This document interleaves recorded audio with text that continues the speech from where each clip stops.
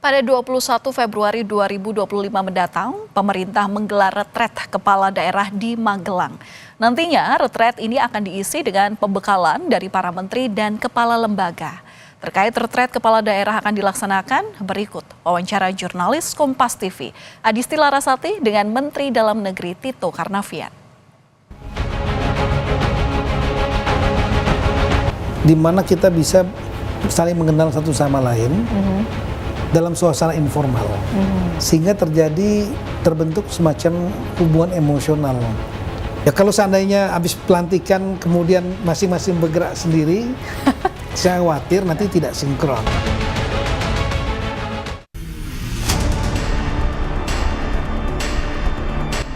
Satu hari setelah dilantik, 503 kepala daerah akan mengikuti retret yang digelar di Akademi Militer di Magelang, Jawa Tengah.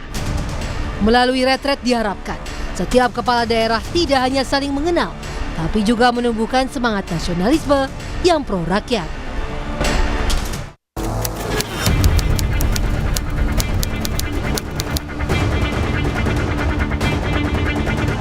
Satu sudah, kalau bisa sudah ditunggu jam 3 sore di depan gerbang Akademi Militer, namanya Wisma Sumbing di sana. 503 daerah termasuk Aceh ikut juga. Maka kita nggak bisa nyiapkan pesawat, ya.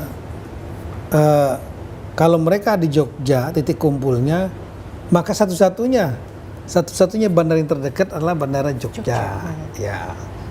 Dan mungkin mereka akan repot mencari mencari tiket dan lain-lain. Oleh karena itu lebih baik titik kumpulnya di Magelang. Langsung.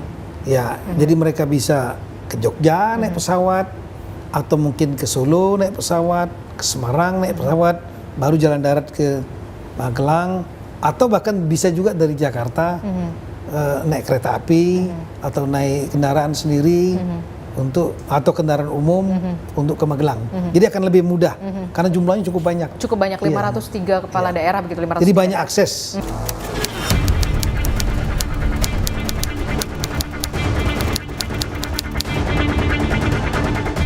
Retreat ini di samping akan bermanfaat untuk kerjasama antar daerah, karena adanya hubungan emosional terbentuk. Saya sangat yakin akan terbentuk hubungan emosional. Mungkin nggak semuanya, tapi sebagian besar sudah saling kenal nantinya. Dan itu akan berlanjut pada mudah mereka berhubungan. Nggak bisa satu daerah bekerja sendiri. Dia harus didukung daerah-daerah lainnya. Ya. Di samping itu nanti kan ada materi. Selain Lemhanas kan 2 hari pertama. Oh, jadi Lemhanas itu 2 hari pertama ya, Pak Tito, ya?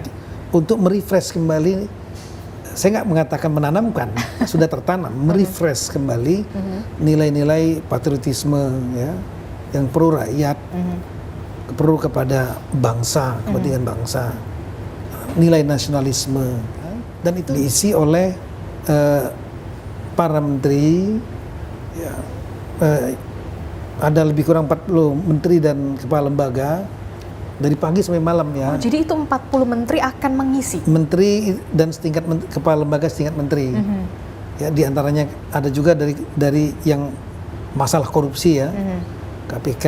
Ketua KPK pasti. Ya, KPK, kemudian BPKP, Kejaksaan Agung, Kepolisian juga. Juga ada ceramah juga dari Pak Menteri Agama, Profesor Nazarudin. Ya. Menteri Keuangan sudah pasti. Udah pasti. Menteri Keuangan. Menteri yang wajib itu.